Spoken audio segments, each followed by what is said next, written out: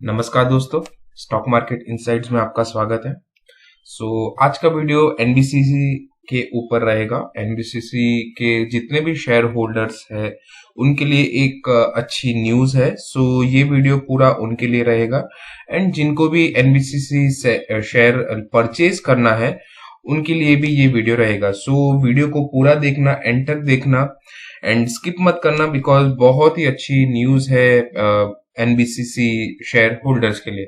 लेकिन उससे पहले थोड़ा सा डिस्कस करना चाहूंगा, अगर आप टाटा मोटर्स के शेयर होल्डर्स हो या फिर आपने टाटा मोटर्स के शेयर में इंटरेस्टेड हो परचेस करने के लिए, तो मैंने मॉर्निंग में ही ऑलमोस्ट टाटा मोटर्स के ऊपर एक वीडियो डाला है।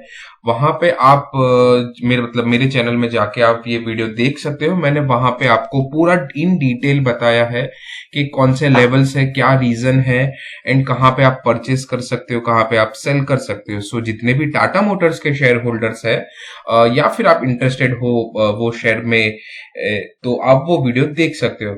मैं डिस्क्रिप्शन बॉक्स में वो लिंक डाल दूंगा। चलिए बात करते हैं एनबीसीसी शेयर के बारे में। इस वीडियो को थोड़ा सा हम लोग दो तरीके से पार्ट में करेंगे। फर्स्ट ऑफ ऑल हम लोग देखेंगे कि एनबीसीसी शेयर को क्या अच्छी न्यूज है, क्या लेटेस्ट न्यूज है, एंड दूसरी चीज हम लोग टेक्निकल एनालिसिस देखेंगे कि स्टॉक किस हिसाब से चलने वाला है, कहां पे इसका सपोर्ट है, कहां पे रेजिस्टेंस है, वगैरह वगैरह। फर्स्ट ऑफ ऑल न्यूज क्या है? न्यूज ये है कि PUC alert NBCC bags order worth nearly ₹300 crore, यानी कि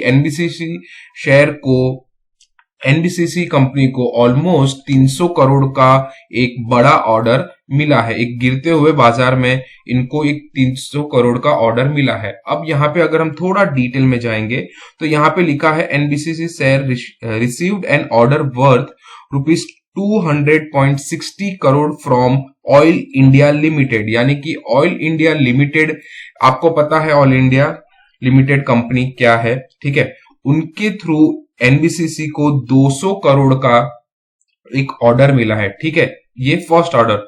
दूसरा order, while its subsidiary HCC India has secured an order worth ₹98.17 crore to set up an e library. अब एचसीसी इंडिया जो सब्सिडरी कंपनी है, उन्होंने भी एनबीसीसी शेयर को, मतलब एनबीसीसी को एक दूसरा ऑर्डर दिया है जो कि 98.17 CR, ऑलमोस्ट 298 होना चाहिए, बट ठीक है, 300 करोड़ यहाँ पे लिखा है, नो इशू। यहाँ पे एनबीसीसी शेयर होल्डर्स के लिए एक अच्छी न्यूज है एक गिरते हुए बाजार में, एंड यहाँ पे इनको 300 करोड़ का ऑर्डर मिला है। अब चले जाते हैं हम लोग थोड़ा सा बैक, यानी कि थोड़ा सा हम लोग देख लेते हैं कि अभी तक शेयर ने कितना परसेंटेज या फिर कितने रिटर्न्स दिए हैं। आई गेस आपको क्लियर पता चल गया होगा कि फर्स्ट पार्ट में हमने देखा कि एनबीसीसी शेयर को, मतलब शेयर होल्डर्स को एक अच्छी न्यूज है कि एनबीसीसी को 300 करोड़ का ऑर्डर यहाँ पे मिला है, ठीक है। अब देखते हैं, अगर हम लोग फ्राइडे की क्लोजिंग देखें तो एक पुअर क्लोजिंग यहाँ पे देखने को मिली है। ऑलमोस्ट 3.5% की गिरावट यहाँ पे ये स्टॉक को मिली है। अगर हम पिछले 5 दिन की बात करें तो ऑलमोस्ट 6.25% या फिर 7% की गिरावट हम लोग यहाँ पे देख सकते हैं। हालांकि बाजार में भी ये स्टॉक पिटा है एंड बाजार खुद भी पिटा हुआ है। पिछले 1 महीने की बात करें तो ऑलमोस्ट 6.5% की तेजी यहाँ पे ये स्टॉक ने हमें देखने को मिली है। एंड पिछले 6 महीने की अगर हम बात करें तो स्टॉक में कंटिन्यूसली एक डाउन ट्रेंड यहाँ पे दिखता हुआ आया है। 15.5 या फिर 15.25% ये स्टॉक गिर चुका है। पिछले 1 साल की बात करें तो 1 साल में ऑलमोस्ट 80% का रिटर्न्स ये स्टॉक ने दिया है। आप कमेंट सेक्शन में मेंशन कर सकते हो क्या आपने ये स्टॉक परचेज किया है कि नहीं, क्या फिर आप ये स्टॉक में इंटरेस्टेड हो। अब चले जाते हैं टेक्निकल पार्ट में, ठीक है। अब टेक्निकल पार्ट में सबसे पहले हम लोग क्या करते हैं, सबसे पहले हम लोग उसका ऑल टाइम हाई देखते हैं। अगर हम लोग ऑल टाइम हाई की बात करें तो मुझे ऑल टाइम हाई ऑलमोस्ट इस लेवल के आसपास आ रहा है, जो कि है 140 के आसपास, ठीक है। हम लोग क्या करेंगे, यहाँ पे सिंपल सा है, कोई भी आप स्टॉक देखते हो ना तो उसका ऑल टाइम हाई हमेशा ध्यान में रखना। तो वो आपको आइडिया मिल जाएगा कि स्टॉक अपने ऑल टाइम हाई से ऊपर है, नीचे है, कहां तक है, वो आपको आइडिया होना चाहिए। सो अगर हमने यहाँ पे देखा तो इसका ऑल टाइम हाई 140 पे है, ठीक है। अगर 140 से हम रेशियो के देखें कि स्टॉक अभी कितना परसेंटेज गिर चुका था, ठीक है, अगर गिरने की बात करें तो ऑलमोस्ट 170 डेज में स्टॉक 38% डाउन है। यानी कि यहाँ पे आपको दो चीजें पता चल रही है। First of all stock 38% down है। दूसरी चीज, इसको हम प्रॉफिट बुकिंग नहीं कहेंगे, इसे हम डाउन ट्रेंड ही कहेंगे। सिंस डाउन ट्रेंड इसलिए कह रहा हूं क्योंकि स्टॉक कंटिन्यूसली डाउन ट्रेंड में है। यहाँ पे अप ट्रेंड में कोई भी एंगल दिख नहीं रहा, कोई भी पॉजिटिविटी नहीं दिख रही। सो यहाँ पे ये स्टॉक एक डाउन ट्रेंड में ही हम यहाँ पे कहेंगे, बिकॉज यहाँ पे ऑलमोस्ट स्टॉक में कोई भी ऐसी पॉजिटिव साइन दिख ही नहीं रहा। स्टॉक अगर देखे तो नेगेटिव जोन में चला गया है, डाउन ट्रेंड में ही स्टॉक है। अब चले जाते हैं हम लोग फर्स्ट मंथ के ऊपर। फर्स्ट मंथ में अगर हम देखें तो स्टॉक में कंटिन्यूसली यहाँ पे रेड कैंडल्स यहाँ पे फॉर्म होती आई है। अगर हम कैंडल्स की बात करें मंथ्स की, तो 1 2 3, ठीक है, 3 महीनों से ये एक ही लेवल यानी कि एक ही साइड पे एक ही पैटर्न यहाँ पे बना रहा है। पैटर्न इन द सेंस यहाँ पे रेड कैंडल ही यहाँ पे शो कर रहा है, ठीक है। तो पॉजिटिव साइन यहाँ पे मंथ के चार्ट में हमें देखने को नहीं मिल रही है, ठीक है। एंड ऑलमोस्ट अब एक हफ्ता बाकी है, ऑलमोस्ट एक वीक। सो यहाँ पे भी एक और रेड कैंडल हमें यहाँ पे फॉर्म होती हुई दिख सकती है, ठीक है। लेकिन यहाँ पे हमें सपोर्ट देखना है। सपोर्ट अगर हम देखें तो ऑलमोस्ट स्टॉक कंटिन्यूसली इस प्राइस पे 85 का यहाँ पे लो है, यहाँ पे भी ऑलमोस्ट 86 के आसपास का लो है, यहाँ पे 81 का। सो कंटिन्यूसली स्टॉक थोड़ा सा यहाँ पे 80 to 85 के बीच में हमें सपोर्ट यहाँ पे थोड़ा सा दिख रहा है। अगर हम वीकली चार्ट में देखें तो वीकली चार्ट में भी क्या है, स्टॉक यहाँ पे कंटिन्यूसली फॉल ही होता हुआ अपने ऑल टाइम हाई से यहाँ पे कंटिन्यूसली फॉल ही होता है। लेकिन वीकली चार्ट में हमें थोड़ा सा देखने को मिल रहा है कि यहाँ पे थोड़ा सा स्टॉक में सपोर्ट यहाँ पे दिख रहा है। कंटिन्यूसली इसी लेवल के आसपास स्टॉक घूम रहा है, सस्टेन हो रहा है। तो हम लोग यहाँ पे क्या कर सकते हैं, हम लोग यहाँ पे एक छोटी सी एक लाइन खींच लेते हैं तो हमें आइडिया मिलेगा कि क्या इसका ये सपोर्ट है कि नहीं, ठीक है।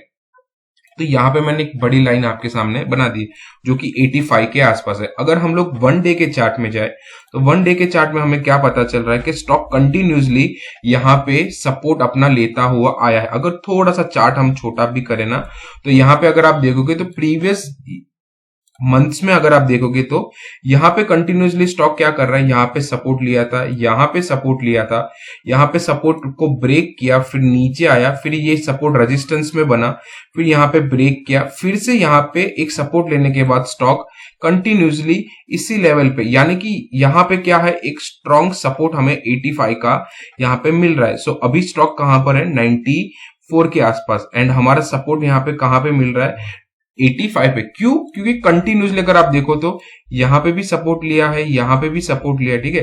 प्रीवियसली यहाँ पे भी सपोर्ट लिया है, यहाँ पे भी लिया है, एंड पॉसिबिलिटी यहाँ पे और यहाँ पे जब भी सपोर्ट ले रहा है ना, तो एक चीज कॉमन है, या तो ये स्टॉक सपोर्ट लेने के बाद ऊपर जाता है, या फिर ये सपोर्ट ब्रेक करने के बाद थोड़ा सा नीचे होने के बाद वापिस ये ऊपर ही जाता है। तो हो सकता है थोड़ा सा आइडिया आपको यहाँ पे पता चल रहा होगा, एनालिसिस आपको थोड़ी सी पता चल रही होगी कि जैसे ही स्टॉक 85 के रेंज में आता है तो पॉसिबिलिटी क्या हो जाती है स्टॉक की, या तो ये स्टॉक आपको दो चीजें पता चल जाएगी, या तो यहां से बाउंस बैक करेगा, ठीक है, फर्स्ट ऑफ ऑल, या तो ये स्टॉक नीचे जाएगा।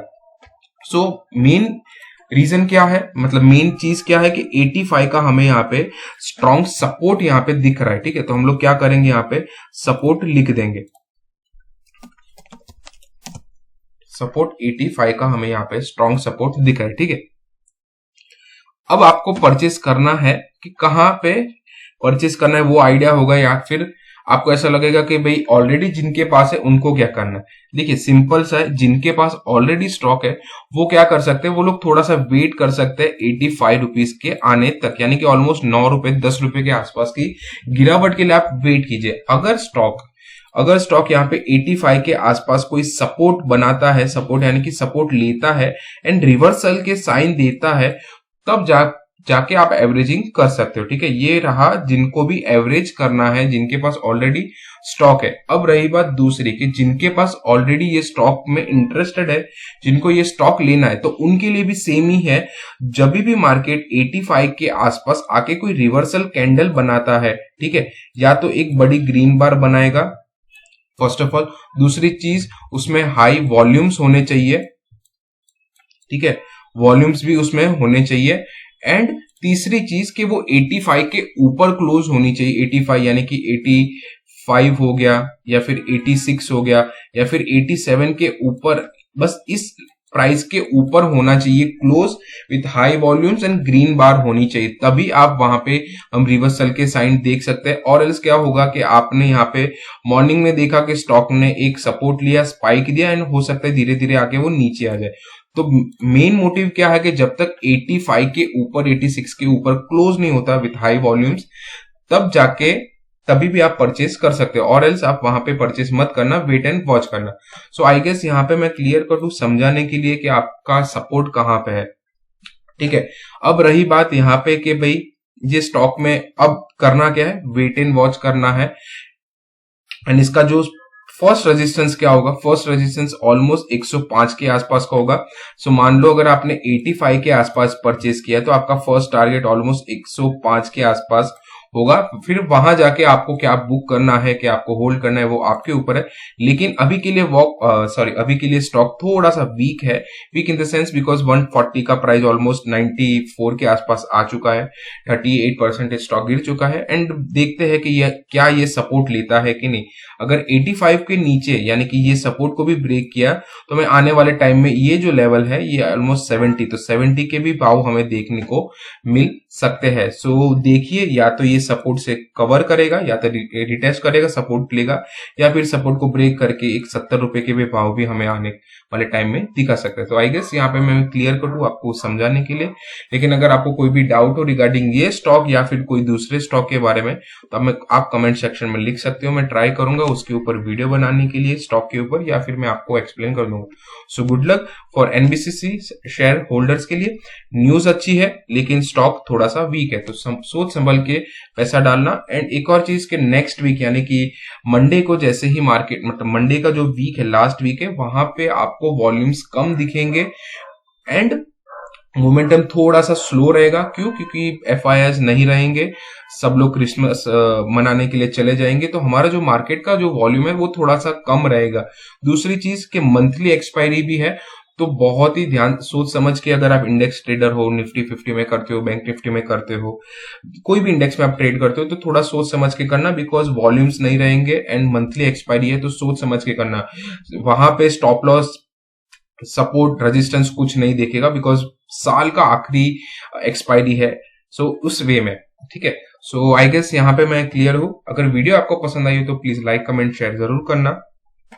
चैनल में नए हो तो प्लीज चैनल को सब्सक्राइब कर देना। So good luck for NBCC.